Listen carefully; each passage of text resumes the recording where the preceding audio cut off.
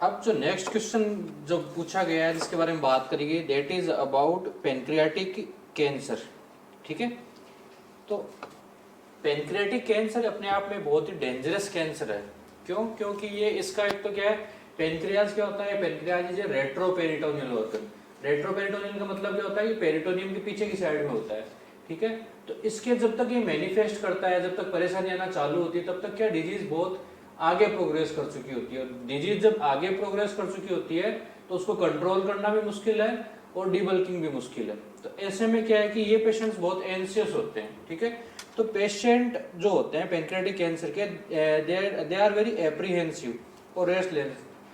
क्यों? क्योंकि पेनक्रियाज एक मिक्स्ड ग्लैंड है। ये एक्सोक्राइन काम भी करती है, एंडोक्राइन काम भी करती है, इंपॉर्टेंट फंक्शंस ले रखे हैं इसने। इसकी लोकेशन भी ऐसी जगह पर है। ये क्या है, जो ड्यूडनम का सी बनता है उसके मुंह पे आके खुलती है, और इसके यहाँ पर ही क्या खुलता है अपना जो गॉल ब्लैडर वाला जो अपनी कॉमन बाइल डक्ट आती है वो भी पास में खुल रही होती है। ठीक है, तो ये क्या है, ये इस जगह का कैंसर बहुत ही खराब होता है। तो इसमें क्या पेशेंट एप्रीहेंसिव होगा, रेस्टलेस होगा। तो जो पेशेंट रेस्टलेस होगा या एप्रीहेंसिव होगा उसके लिए क्वेश्चन ये पूछा गया है कि प्रायोरिटी नर्सिंग एक्शन क्या होगा। ठीक है, तो प्रायोरिटी नर्सिंग एक्शन क्या है, जब पेशेंट घबराया हुआ है, डराया हुआ ज्यादा, तो हमारा रूटीन भी हम लोग क्या करते हैं कि हम लोग उसको पेशेंट को काउंसिल करते हैं, है ना, उसकी काउंसलिंग करते हैं कि आप घबराओ मत, डरो मत। पेशेंट को काउंसलिंग करने से क्या फायदा होता है कि उससे उसकी घबराहट, एंजाइटी कम होती है। उसको आप बोलोगे कि आपको क्या परेशानी महसूस हो रही है, क्या तकलीफ हो रही है, तो उससे क्या पेशेंट अपनी इमोशंस से, अपनी फीलिंग्स है वो बाहर निकालेगा, आपसे कम्युनिकेट करेगा, और कम्युनिकेट करने के बाद में patient will feel better emotionally, है ना। तो प्रायोरिटी नर्सिंग एक्शन इसमें ये रहेगा। उसके बाद में जो नेक्स्ट क्वेश्चन पूछा गया that is about nursing intervention for pancreatitis. Pancreatitis में अपने आप में बहुत सीवियर डिजीज है। एक्यूट पेनक्रियाटाइटिस हो चाहे क्रोनिक पेनक्रियाटाइटिस हो, ये क्या है, इन सब में पेशेंट का जो पूरी बॉडी का होम्योस्टेसिस है, जो पेशेंट के जो पूरे सिस्टम्स हैं वो सिस्टम्स कहीं ना कहीं डिसबैलेंस हुए रहते हैं। और ये अगर प्रॉम्प्टली ट्रीट नहीं हुई या आइडेंटिफाई नहीं हुई और पेशेंट लंबा टाइम खिंच गया तो पेशेंट की स्थिति है वो बहुत ही खराब होती है। तो ऐसे में क्या होता है कि बहुत सीवियर पेन हो रहा होता है। क्यों? क्योंकि पीछे की तरफ सीलियक एक्सिस पड़ा हुआ होता है, तो सीलियक एक्सिस की वजह से वो डायरेक्ट उसको इरिटेट कर रहा होता है। इरिटेट करने से क्या होता है, पेशेंट को बहुत तेज सीवियर पेन हो रहा होता है। तो प्रायोरिटी काम क्या होता है क्रोनिक पेनक्रियाटाइटिस या एक्यूट पेनक्रियाटाइटिस में, कि आप सबसे पहले तो उसको दर्द निवारक दवाइयां दो, एनाल्जेसिक्स दो। एनाल्जेसिक देने से क्या फायदा है, पेशेंट का पहले पेन सेटल होगा, पेन सेटल होने के बाद में पेशेंट से आप फर्दर नेक्स्ट स्टेप की बात करोगे, फिर नेक्स्ट स्टेप की ड्रग्स के बारे में बात करेंगे हम लोग। तो पेन किलर से, साधारण पेन किलर से काम नहीं चलेगा। जनरली इसमें जो हाई ग्रेड के पेन किलर्स हैं जैसे कि अपने पेथिडीन, मॉर्फिन, ओपियोइड एनाल्जेसिक जिनको बोलते हैं, वो ओपियोइड एनाल्जेसिक इसमें देने पड़ते हैं। ठीक है, एनाल्जेसिक्स देने हैं आपको, उसको एंटी हिस्टामिन्स देने हैं, ठीक है, और एंटी कोलिनर्जिक्स देने हैं। तो उससे क्या होगा कि ये ड्रग्स देने से पेशेंट को एक तो पेन कम कर दिया, दूसरा पेनक्रियाज के जो सीक्रेशंस हैं एक्सोक्राइन और एंडोक्राइन, है ना, तो एक्सोक्राइन एंडोक्राइन, पेनक्रियाज में क्या हो रखा है, पेनक्रियाज में आ रखी है सूजन।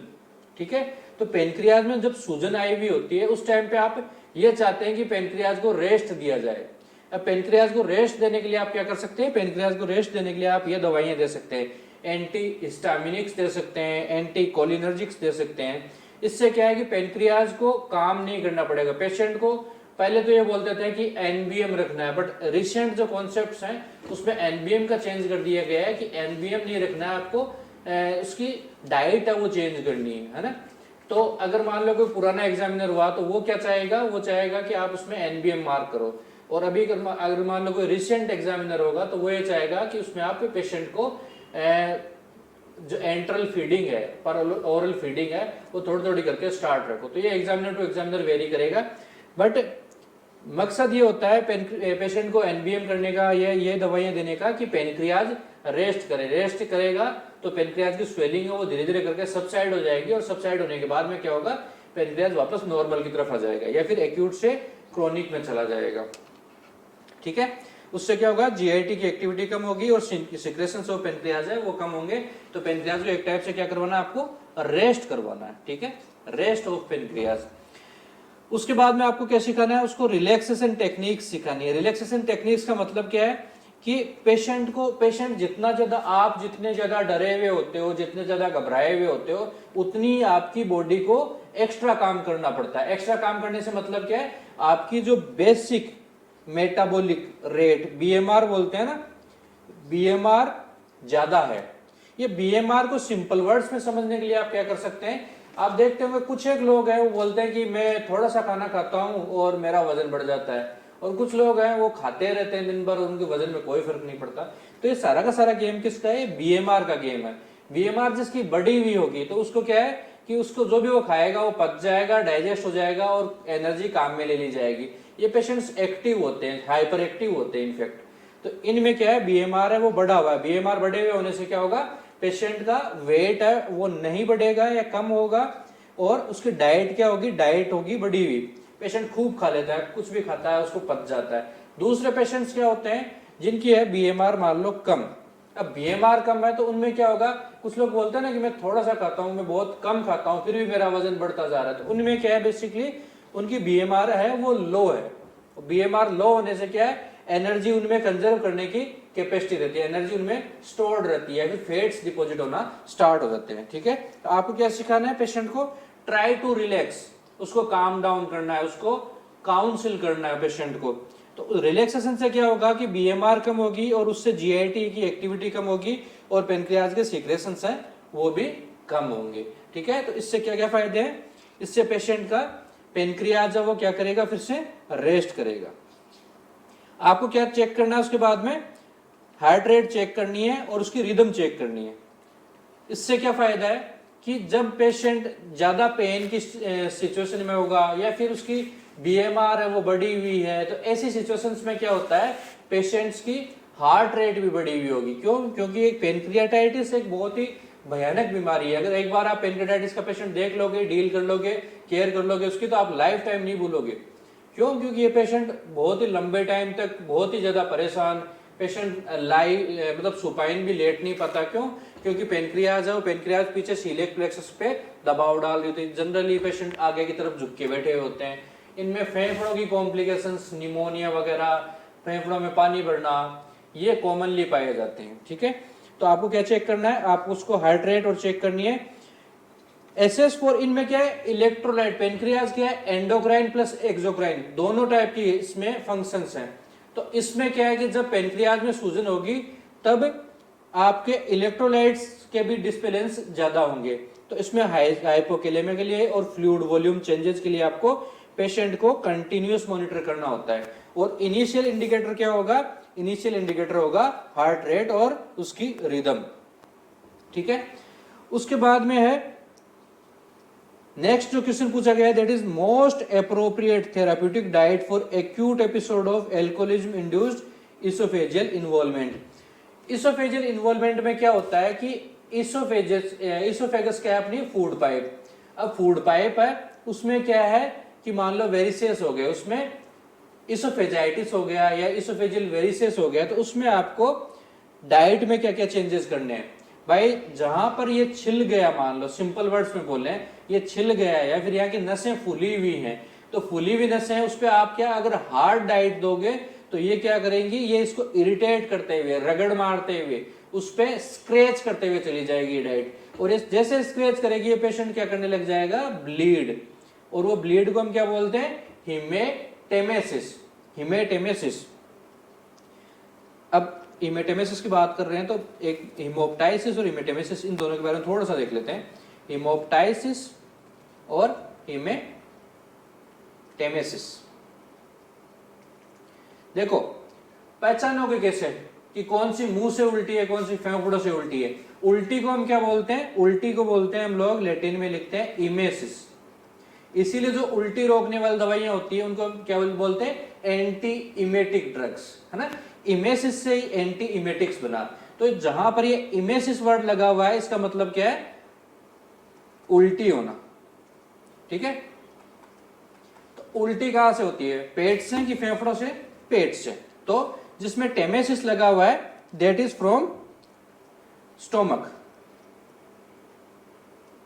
और टाइसिस लगा हुआ है जहां पे ये कहां से ब्लीड होगा? Bleed from lungs. अब इसमें कंफ्यूजन के चांसेस क्यों है? क्योंकि दोनों की दोनों चीजें हैं, दोनों में क्या आ रहा है? ब्लड आ रहा है, और ब्लड आ रहा है, वो ब्लड का बाहर आने का रास्ता क्या है? कॉमन रास्ता है। वो कॉमनली किससे आता है? माउथ से आएगा आपके। तो अब आपसे बोल दिया जाए कि हिमेप्टाइसिस और इमेटेमेसिस, इन दोनों में फर्क क्या है? तो इमेसिस नाम जहां पे लगा हुआ है, इमेसिस नाम लगा हुआ मतलब जीआईटी से आया हुआ, उल्टी हुई है, खून की उल्टी होना, है ना? ये हो गई खून की उल्टी होना। और ये क्या है? ये आपको खांसी या बलगम, उसमें खून होना, ठीक है? तो इसमें क्या है कि दोनों में कॉमन रूट होने की वजह से आप डिफरेंशिएट नहीं कर सकते। तो अब डिफरेंशिएट करेंगे कैसे? पता कैसे चलेगा? ठीक है, तो पता करने का तरीका क्या होता है? स्टोमक में क्या होता है? एसिड, ठीक है? और अगर मान लो इसोफेजियल वेरिसेस थे और उन पे हार्ड फूड या फिर जो डाइट वो आपने प्रॉपर दी नहीं, या फिर पेशेंट ने ली नहीं, XYZ जो भी सिचुएशन है, उसमें ये मान लो ब्लीड कर जाती है, तो ये क्या करेगा?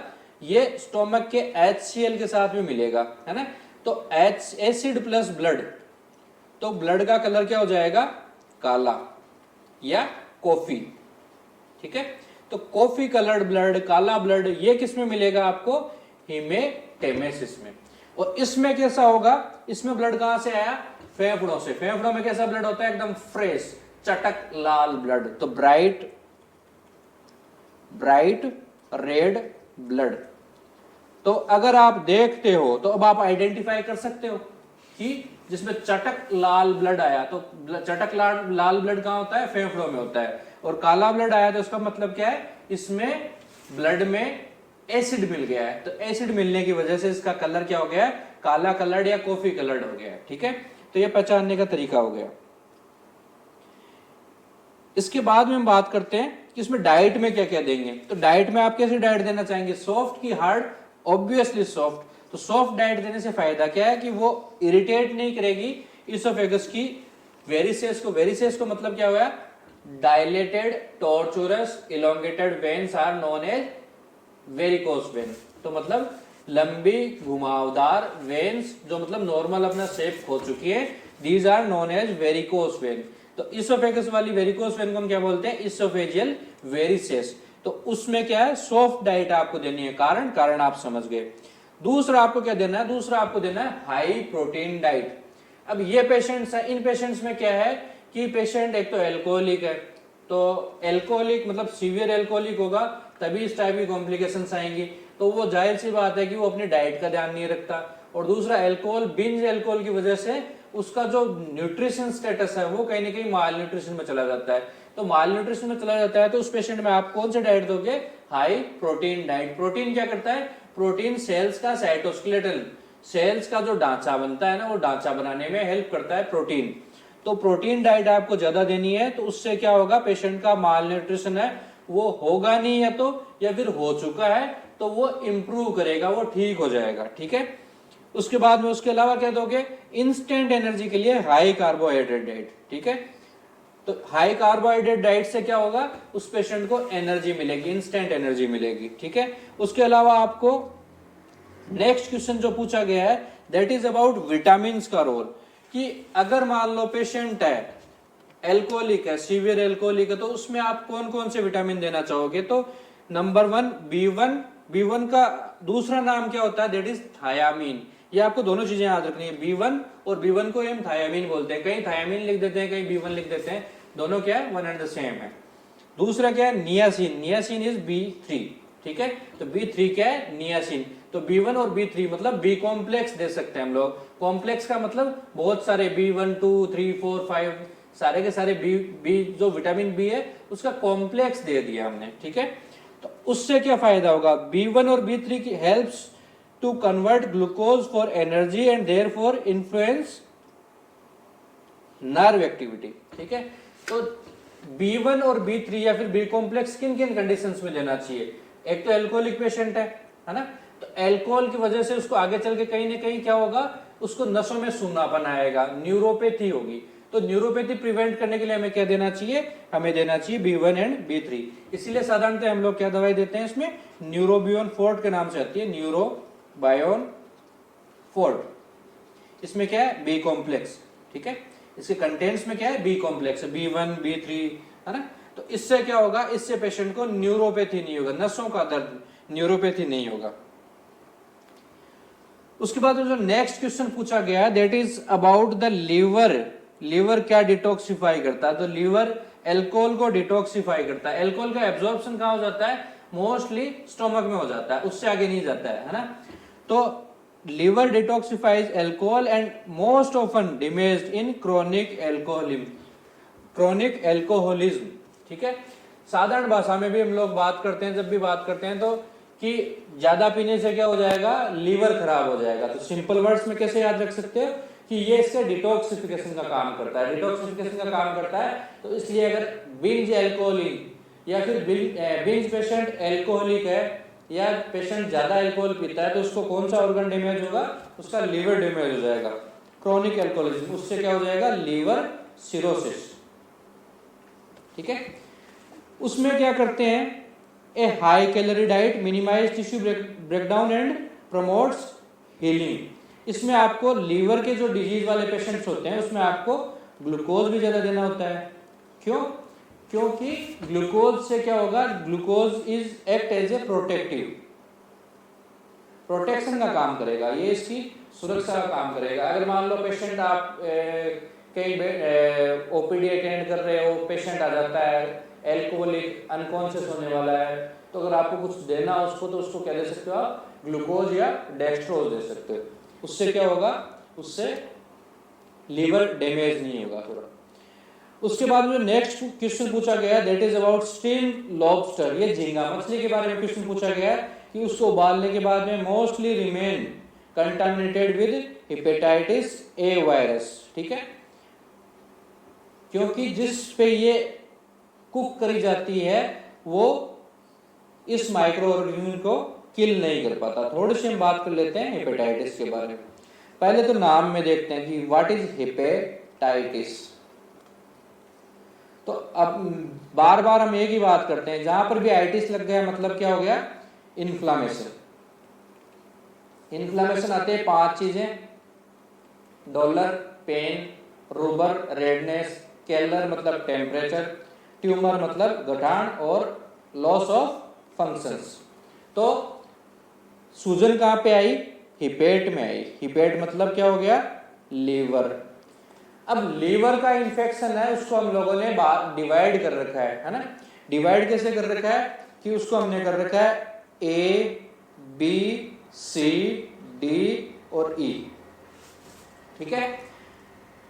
अब ये क्या है, ये हेपेटाइटिस के अलग अलग टाइप हम लोगों ने डिवाइड कर रखे हैं, ठीक है। तो इसमें क्वेश्चंस क्या क्या कॉमनली पूछे जाते हैं वो हम लोग ब्रीफली देख लेते हैं, बाकी तो सारे सारे आपके लेक्चर्स में कवर करे गए हैं।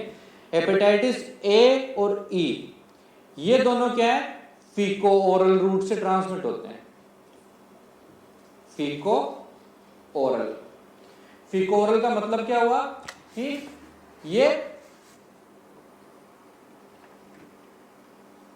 खाने के साथ में। तो ये जो क्वेश्चन पूछा गया था दैट इज अनकुक्ड लॉबस्टर। तो अगर मान लो ये क्वेश्चन पूछ रहा है तो इसका मतलब क्या है, वो इस किसके बारे में बात करना चाह रहा है, वो बात करना चाह रहा है हेपेटाइटिस ए के बारे में, है ना। हेपेटाइटिस ए और हेपेटाइटिस ई। हेपेटाइटिस ई के बारे में एक क्वेश्चन और पूछा जाता है कि फल्मिनेंट हेपेटाइटिस इन प्रेगनेंसी। तो ये कौन सा करवाता है, ये करवाता है ये हेपेटाइटिस ई। उसके बाद में पूछा जाता है कि इनमें से डीएनए कौन सा है और आरएनए कौन सा है। तो hepatitis B is DNA virus Hepadnaviridae. बाकी सारे के सारे क्या हैं, ये सारे के सारे आरएनए वायरस है, ठीक है। आरएनए। तो क्वेश्चन क्या क्या पूछे जाएंगे, ये पूछा जा सकता है कि डीएनए वायरस कौन सा है, फीको ओरल रूट से कौन कौन से फैलते हैं, और फीको ओरल रूट के अलावा जो भी हैं वो सारे के सारे कैसे फैलते हैं, वो सारे के सारे फैलते हैं ब्लड के द्वारा, ब्लड या फिर सेक्सुअल एक्टिविटीज के द्वारा। तो इसमें याद रखने वाले पॉइंट्स क्या क्या हैं, फीको ओरल से कौन कौन से फैलते हैं, डीएनए वायरस कौन सा है, और रेस्ट वाले कैसे फैलते हैं। ब्लड के साथ में कौन सा जाता है, तो मोस्टली बी एंड सी, ठीक है, हेपेटाइटिस बी और सी। तो इसमें क्वेश्चन क्या पूछा गया है कि स्टीम्ड लॉबस्टर जो मछली है या झींगा मछली है, झींगा मछली अगर मान लो कुक करी गई और तो उसके बाद में कौन सा हेपेटाइटिस इन्फेक्शन हो सकता है, तो हेपेटाइटिस ए, और अगर मान लो डीप में जाना चाहिए तो ई। हेपेटाइटिस बी के ऊपर सुपर इन्फेक्ट करता है हेपेटाइटिस डी, तो बी और डी ये दोनों साथ चलते हैं। अगर किसी में डी है, हेपेटाइटिस डी है, तो मान के चलो कौन सा इन्फेक्शन साथ में होगा उसको, हेपेटाइटिस बी भी उसको साथ में होगा, ठीक है। और हेपेटाइटिस क्या है, हेपेटाइटिस एक बार मान लो ये जो ब्लड वाला है ये आ गया तो उसके बाद में बहुत बड़ी परेशानी है, ये कंप्लीटली इरेडिकेट नहीं होते, कंप्लीटली क्लीन नहीं कर पाते इसको। Drug regarding teaching plan for hepatitis B client. Hepatitis पे इतना जोर क्यों दिया जाता है, क्योंकि एक तो कॉमनली मिलता है, ब्लड से फैलता है, और हमारा नर्सिंग स्टाफ या फिर डॉक्टर्स हैं वो क्या करते हैं, वो हमेशा ब्लड के कांटेक्ट में आते हैं। तो हम लोग क्या है, हम लोग हमेशा ही हाई रिस्क या फिर हम लोग रिस्क प्रोन जोन में रहते हैं for hepatitis infections. Drugs are available to help to reduce viral load, antivirals. इसमें देखो ये नाम दे रखा है टू रिड्यूस वायरल लोड, इसमें ये नहीं लिख रखा कि ये इरेडिकेट कर देंगे। इरेडिकेट मतलब कंप्लीट क्योर नहीं कर सकते आप, रिड्यूस कर सकते हो। इसको हम वायरस को रोकने वाली दवाई को हम क्या बोलते हैं, एंटीवायरल्स। एंटीवायरल्स क्या है, एंटीवायरल्स हेल्प करती हैं बॉडी की to fight against certain viruses. इसीलिए जो वायरल इन्फेक्शंस है, वायरल इन्फेक्शंस का कंप्लीट क्योर संभव क्यों नहीं है, क्यों, क्योंकि वायरस क्या है, जेनेटिक मटेरियल, डीएनए या फिर आरएनए है ना। तो ये क्या करता है, ये डायरेक्ट चला जाता है सेल के अंदर, और सेल के कौन से पार्ट में, न्यूक्लियस वाले पार्ट में चला जाता है। इसलिए ये क्या है, डिफिकल्ट टू ट्रीट सिचुएशन है। इसीलिए हम लोग HIV ट्रीट नहीं कर पाते। इसीलिए कोरोना वायरस है, कोरोना वायरस कितना चला, इसकी सर्टेन दवाई क्यों नहीं आ पाई थी, क्योंकि ये एक वायरल इन्फेक्शन है, और वायरल इन्फेक्शन के अगेंस्ट हमारे पास में इफेक्टिव दवाइयां है ही नहीं। क्यों, क्योंकि इनमें क्या है, ये सीधे सीधे जेनेटिक मटेरियल ही होते हैं, डीएनए या फिर आरएनए, तो वो सीधे सीधे कहाँ चले गए, न्यूक्लियस में चले गए। तो हमारे पास में ऐसी कोई दवाइयां नहीं है जो डायरेक्ट वहां तक उनको पेनिट्रेट कर सके। अब उनके नाम के बारे में बात करें तो लेमिवुडिन, रिबाविरिन एंड एडिनोफिविर, डिपिवॉक्सिल, ये सारे के सारे क्या हैं, ये सारे के सारे एंटीवायरल ड्रग्स हैं जो कि क्या करते हैं, वायरल लोड को रिड्यूस करते हैं। एंटी वायरल्स है, वायरस के अगेंस्ट काम करने वाली एंटी वायरल है, ठीक है। अब मान लीजिए कि अब जो नेक्स्ट क्वेश्चन है, जो सीक्वेंस में पूछा गया है कि पता चल गया कि हमारे लिए क्यों इंपॉर्टेंट है, क्यों, क्योंकि दो वायरस है वो तो खाने के साथ में जाते हैं, ए और ई, और बाकी सारे के सारे क्या है, ब्लड के साथ में। तो ब्लड वाला क्या, ब्लड वाला हमारे लिए हमेशा से हाई रिस्क में, क्यों, क्योंकि नर्सिंग स्टाफ प्रिक भी करता है, इंजेक्शंस भी लगाता है, ब्लड सैंपल्स भी लेता है, सर्जन ऑपरेट भी करते हैं, नर्सिंग स्टाफ असिस्ट कर रहा होता है। तो हर जगह पर ब्लड का कंटामिनेट होने का या फिर ब्लड से कांटेक्ट होने के चांसेस है वो हाई है। तो उससे बचने के लिए हमें क्या क्या करना चाहिए, तो प्रोफिलैक्टिक मेजर्स क्या होते हैं, प्रोफिलैक्सिस मतलब बीमारी होने से पहले है ना, और थेरेप्यूटिक क्या होता है, बीमारी होने के बाद में। इलाज आप कब करोगे या थेरेप्यूटिक मेजर्स कब लोगे, बीमारी होने के बाद में। प्रोफिलैक्टिक कब लोगे, आप उसके कांटेक्ट में आने से पहले या फिर उसके कांटेक्ट में आते टाइम, ठीक है। तो इसमें आप क्या क्या कर सकते हो, स्क्रीनिंग करवा सकते हो, एंटी HBsAg है ना, एंटी HCV, ये सारी की सारी क्या है, ये स्क्रीनिंग है सी वायरस के अगेंस्ट, हेपेटाइटिस बी वायरस के against. Maintaining monogamous sexual relationship, ये दो तरीके से फैलता है, एक तो ब्लड और दूसरा क्या है, सेक्सुअल एक्टिविटी। तो जितने ज्यादा मल्टीपल पार्टनर्स तो उतनी ज्यादा संभावना है क्या, बीमार होने की या इन्फेक्शंस को कैरी है, इन्फेक्शंस को ट्रांसमिट करने की। तो अगर उसको आपको रोकना हो तो दो तरीके क्या हो सकते हैं, स्क्रीन करो हर पेशेंट, अगर मान लो स्क्रीनिंग का रिजल्ट नहीं है तो हर पेशेंट को मान के चलो कि वो पॉजिटिव है ना। हम लोग यही कर सकते हैं कि अगर मान लो कोई पेशेंट की स्क्रीनिंग रिपोर्ट आपके पास में अवेलेबल नहीं है तो मान के ये चलो कि पेशेंट है वो पॉजिटिव है, तो उसके बाद में जो जो सावधानी लेनी है वो सारी लो। निडल प्रिक नहीं होनी चाहिए, ग्लव्स डबल होने चाहिए, आईज ओपन नहीं होनी चाहिए, आईज के ऊपर गॉगल्स होने चाहिए। तो सर्टेन सावधानी आपको लेनी होती है। पता है कि सेक्सुअल एक्टिविटी से फैलता है, तो सेक्सुअल पार्टनर्स जितने मिनिमम होंगे सिंगल पार्टनर होगा तो ज्यादा बढ़िया रहेगा। क्यों? क्योंकि इससे चांसेस हैं मिनिमाइज हो जाएंगे। ठीक है, उसके बाद में नेक्स्ट क्वेश्चन जो पूछा गया that is nurse teaching plan for hepatitis a client. अब फिर से हेपेटाइटिस ए आते ही आपके दिमाग में क्या आना चाहिए, क्या बात करेगा, फीको ओरल रूट की। तो फीको ओरल, फीकल का मतलब स्टूल्स, स्टूल्स कहाँ से निकलते हैं, पर एनस। तो स्टूल्स के साथ में वो वायरस निकलता है और फिर वो जो ड्रेनेज है, ड्रेनेज में चला जाता है और वहां से कैसे न करके अपनी लाइफ साइकिल कंप्लीट करके दूसरे ह्यूमन बीइंग में वापस आ जाता है। तो आपको इसमें क्या क्या सावधानी लेनी चाहिए, use gloves when removing clients bed pain because this virus is present in stools of client और पेशेंट। सिंपल वही बात जो मैं बोल रहा था अभी कि स्टूल्स में होते हैं, तो स्टूल्स बेडशीट पे लगे हुए हो सकते हैं, पेशेंट मान लो अनकॉन्शियस हो या फिर कॉन्शियस है फिर भी उसको डायरिया हो रहा है, फीकल ओरल रूट वाला है, तो आपको सावधानी क्या लेनी है, आपको एक प्रोटेक्टिव ग्लव्स पहनने हैं। दूसरा क्या करना है, वॉश योर हैंड फ्रीक्वेंटली। अगर मान लो वायरस कांटेक्ट में भी आ गया तो वॉश करने से वो वॉश आउट हो जाएगा। दूसरा क्या होगा, दूसरी आपको क्या सावधानी रखनी है, कुकिंग अच्छी होनी चाहिए, प्रॉपर टेम्परेचर पे कुक्ड होना चाहिए और स्क्रीनिंग होनी चाहिए उसकी। ये तो हो गया हेपेटाइटिस ए के बारे में। ए क्या है, फीको ओरल रूट।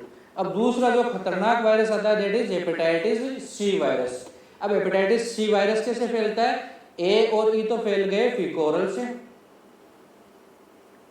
बाकी बचे हुए रेस्ट सारे वो किससे, ब्लड और सेक्सुअल पार्टनर्स से। तो ब्लड से जो फैलता है, तो ब्लड से कैसे फैल सकता है, आप मान लो कोई पेशेंट है उसका एक्सीडेंट हो गया, मैसिव ब्लीडिंग हो गई, पेशेंट ऑपरेट कर रहे थे, ब्लीड कर गया, मैसिव ब्लीडिंग हो गई। इन सब को कवर करने के लिए जो लॉस्ट ब्लड वॉल्यूम है उसको वापस से रिप्लेनिश करने के लिए या फिर वापस से नॉर्मल की तरफ लाने के लिए हम क्या करते हैं, पेशेंट का करते हैं ब्लड ट्रांसफ्यूजन, बीटी करते हैं। तो बीटी से क्या होगा, बीटी से there are high chances of transmission of hepatitis C virus. और अगर आप स्टोरीज वगैरह पढ़ने में इंटरेस्टेड हो तो आप पता करोगे तो एक फेमस फिल्म स्टार है जिसका भी एक बड़ा एक्सीडेंट हुआ था पहले, उस एक्सीडेंट की वजह से पेशेंट उसको स्टार को मल्टीपल ब्लड ट्रांसफ्यूजन हुए थे। उसके बाद में पेशेंट किससे इन्फेक्ट हो गया था, इस वायरस से इन्फेक्ट हो गया था। उसके बाद में जो बात करते हैं कि कितने चांसेस हैं, तो 1 in 1,03,000।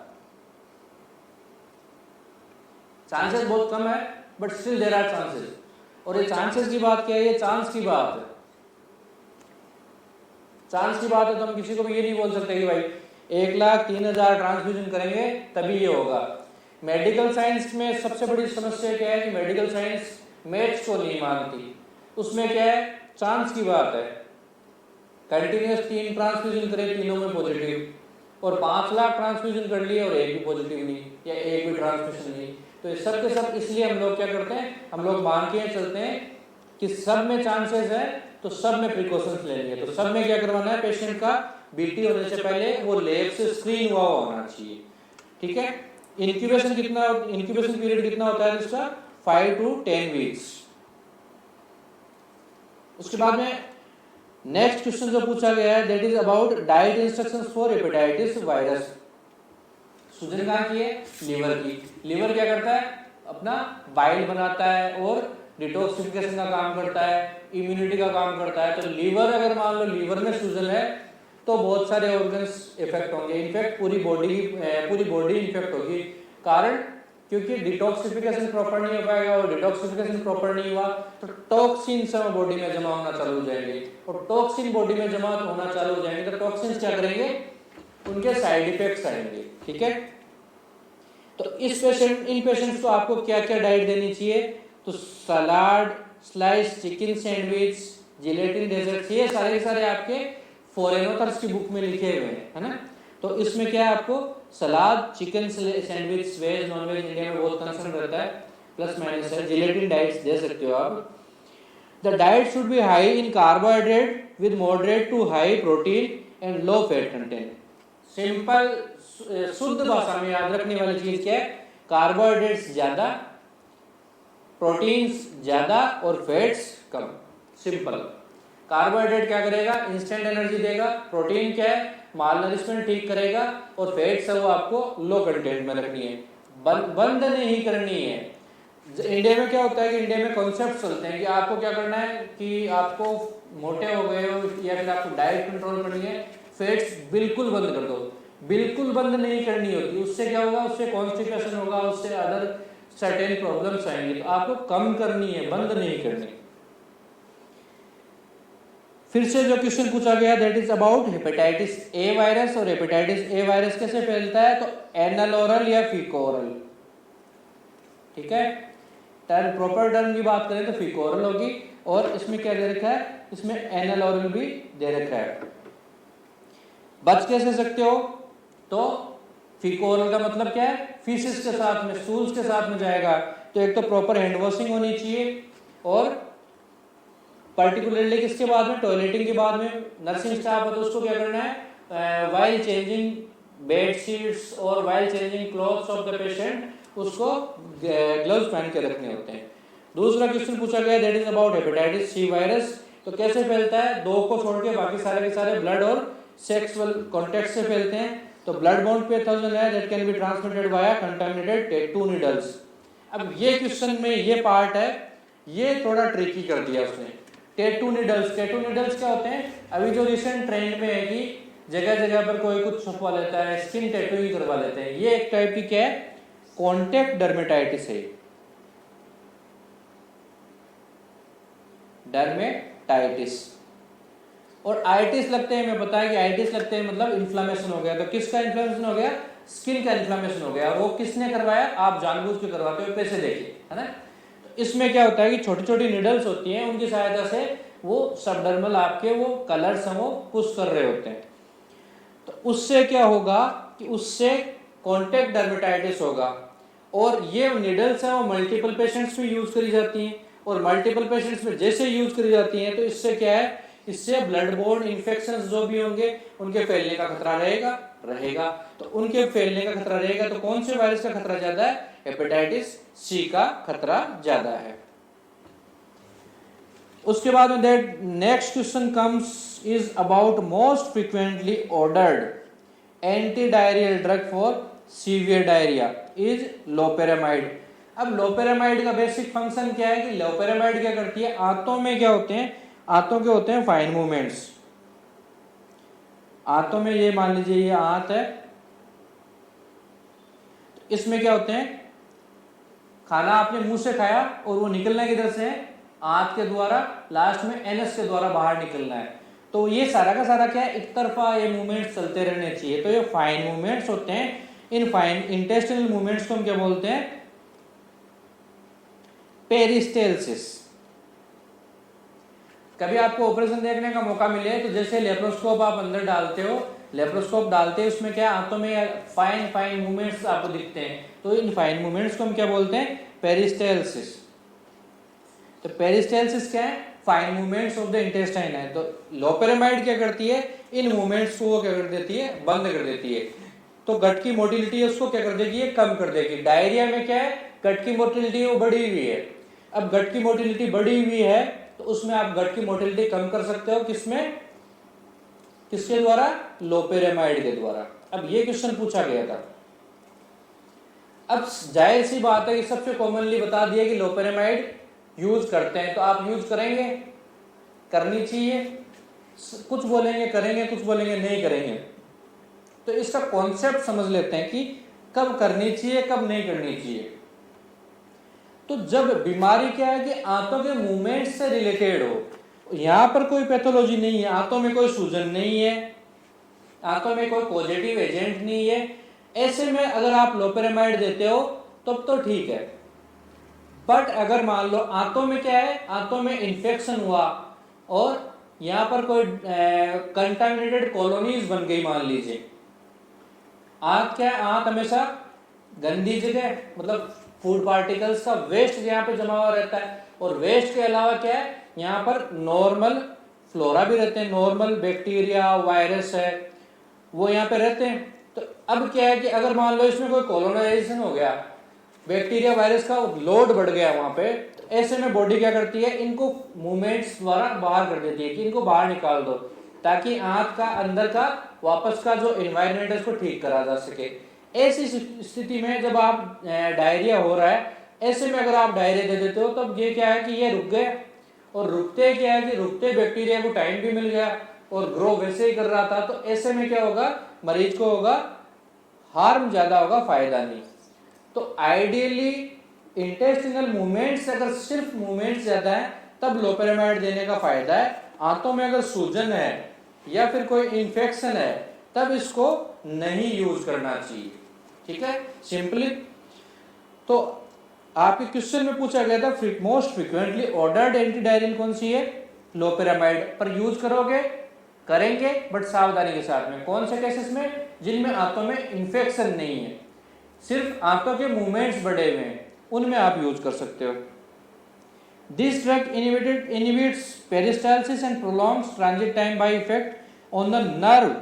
ठीक है, तो इससे क्या है, इससे आप डायरिया रोक नहीं सकते, इससे सिर्फ आप मोटिलिटी कम कर देते हो, तो वो वहां पे आंतों के मूवमेंट्स रुक जाएंगे। तो ये किसमें इफेक्टिव होगी, जहां पे सिर्फ नर्वस सिस्टम की वजह से, जैसे मान लीजिए हाइपरथायरॉयडिज्म का पेशेंट है, थायरोटॉक्सिकोसिस का पेशेंट है, उन पेशेंट्स में अगर डायरिया हो रहा है तब आप यूज कर सकते हैं। जिनमें आंतों में सूजन है, आंतों में इन्फेक्शन हो रखा है, उनमें आपको यूज नहीं करना चाहिए। नेक्स्ट क्वेश्चन पूछा गया है, that is about low residue diet. What is low residue diet? Residue diet का मतलब हो गया लो इन फाइबर। एग्जांपल्स दे रखे हैं, क्रीम्ड पोटैटोज। फाइबर डाइट क्यों जरूरी है? आंतों में क्या है कि ये मान लीजिए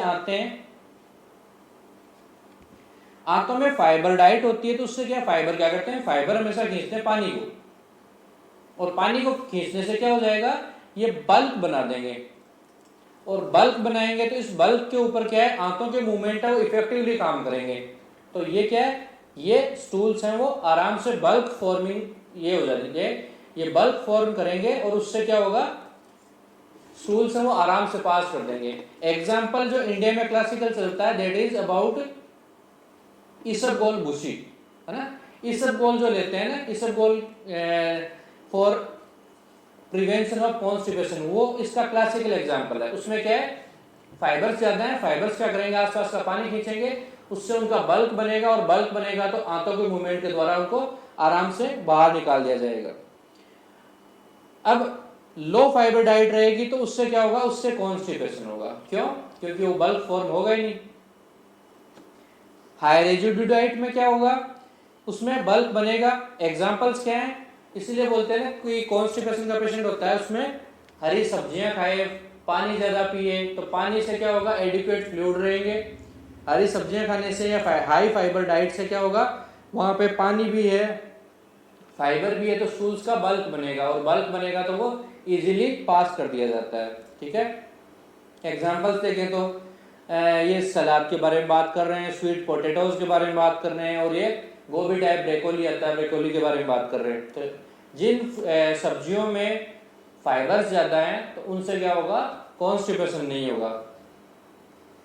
next question is ask about monitor blood glucose if patient is receiving total parental nutrition. ये पहले भी पूछा गया था कि पेरेंटल न्यूट्रिशन में आपको क्या देखना होता है, तो ग्लूकोज लेवल देखने होते हैं। क्यों? क्योंकि इसमें ग्लूकोज है वो अनअपोज्ड जाता है। रूटीनली क्या होता है, हम लोग खाना खाते हैं, वो इसोफेगस में गया, फिर वो स्टोमक में गया, स्टोमक के बाद में आंतों के मूवमेंट स्टार्ट हुए, और फिर ये क्या होगा, ये ड्यूडेनम में आया, और ड्यूडेनम में क्या होता है, पेनक्रियास तब तक एक्टिवेट हो चुका होता है, और यहाँ से क्या निकलता है, इंसुलिन। अब क्या आपने जीआईटी तो बाईपास कर दिया, जीआईटी बाईपास कर दिया, आप क्या दे रहे हो, सिर्फ आईवी लाइन के द्वारा सारा का सारा पेरेंटल न्यूट्रिशन दे रहे हो। तो इसमें क्या है कि इंसुलिन है वो उसका अपोजिशन नहीं होता, इस वजह से क्या होगा, ग्लूकोज लेवल बढ़ जाएगा। अनकॉन्शियस पेशेंट है या फिर कोई ऐसा पेशेंट है जिसमें आप मुंह से खाना नहीं दे पा रहे और उसमें ग्लूकोज लेवल बढ़ गया, तो ग्लूकोज क्या करता है, ग्लूकोज आकर्षित करता है बैक्टीरिया वायरस को, क्योंकि उनके लिए भी कल्चर मीडिया है वो, और उससे क्या होगा, उससे इन्फेक्शंस बढ़ेंगे। ठीक है, तो अगर मान लो ग्लूकोज बढ़ गया तो उससे क्या होगा, पेशेंट को नोजिया होगा, प्यास लगेगी, हेडेक्स होंगे। ठीक है, सिंपली। क्यों? क्योंकि ये सारे के सारे किसमें देखने को मिलते हैं, हाइपर ग्लाइसेमिया में। हाइपर ग्लाइसेमिया स्टेट में क्या होगा, पेशेंट का सरदर्द भी तेज होगा, प्यास भी ज्यादा लगेगी, नोजिया भी ज्यादा होगा, साथ में यूरिन की फ्रीक्वेंसी वो भी बढ़ जाती है। सिंपल डायबिटीज वाले, हाइपरग्लाइसेमिया क्या हुआ, एक टाइप से डायबिटीज वाले साइन सिम्टम आना चालू हो जाएंगे। Any situation in which needle is inserted under the skin is a potential source for hepatitis B virus। B C कोई सभी की बात करें, सिंपली जो ब्लड से या उससे फैलते हैं तो वो सारे के सारे टैटूइंग में फैलेंगे ही। उसके बाद में नेक्स्ट जो बात करते हैं हम लोग, उसके बाद ये है हेमोरॉइड्स के बारे में, है ना। तो initial nursing intervention for a patient who had haemorrhoidectomy. Ectomy नाम लगते हैं, मतलब क्या करा गया, कट एंड टेकन आउट, काट के बाहर निकाल दिया गया। क्या बात काट के बाहर निकाला गया, हेमोरॉइड्स को काट के बाहर निकाला गया। अब हेमोरॉइड्स क्या होते हैं, हेमोरॉइड्स होते हैं ये किसी पेशेंट का मान लीजिए ये एनल रीजन है ना, ये यहाँ से एक्सटर्नल ओपनिंग है और ये यहाँ पर क्या है, वेसल्स है, बहुत सारी वेन्स है। ये क्या करती हैं, ये कुशन का काम करती हैं, ये एक ऐसे गद्दे का काम करते हैं। क्यों, अंदर से क्या आ रहा है, hard faecal matter, soft faecal matter आ रहा है, तो यहाँ पर क्या है, गद्दियां लगी हुई हैं जो सपोर्ट करती हैं उसको बाहर निकलने में। बट जब क्या होता है कि यहाँ पर से ज्यादा हार्ड स्टूल या फिर बार बार स्ट्रेनिंग, बार बार जोर लगाएंगे, तो इसके ऊपर जोर लगा और खींच के बाहर लेके आए। ये यहाँ की जो वेन्स थी या यहाँ की जो गद्दी थी वो खींच के बाहर आई, तो ये वेन कैसे हो गई, डायलेट हो गई, खिंच गई, टॉर्चुरस इलोंगेट हो गई। तो ये क्या होती है, ये फिर धीरे धीरे साइज में बढ़ना चालू हो जाती है। और साइज में बढ़ते बढ़ते क्या होता है, शुरुआत में क्या होता है कि ये बाहर आएंगी फिर वापस चली जाएंगी, फिर सेकंड में क्या होता है, ये बाहर आएंगी और फिर बाहर ही रुक जाएंगी और वापस से धीरे धीरे करके जाएंगी। तीसरे स्टेप में क्या होगा, ये बाहर आ जाएंगी और पेशेंट अपनी उंगली से अंदर डालेगा, है ना, और चौथे में ये बाहर ही रह जाएंगे। तो हेमोरॉइड्स के पहले ग्रेड के बारे में बता देता हूं मैं कि हेमोरॉइड्स क्या होते हैं।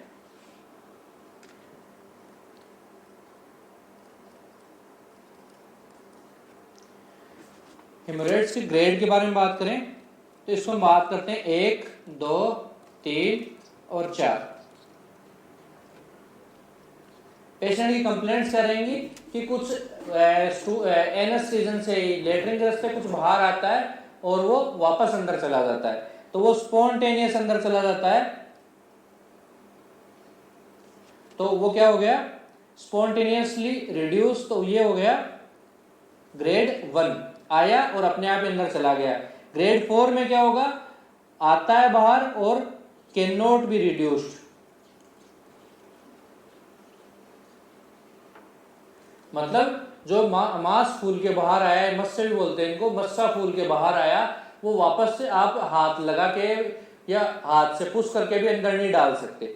इसमें ग्रेड 3 में क्या होगा, कैन बी रिड्यूस्ड मैन्युअली, मतलब आप उंगली की सहायता से या हाथ की सहायता से, मेनू जहां पर भी लगता है, मेनू मतलब हैंड की सहायता से आप उनको वापस अंदर डाल सकते हो।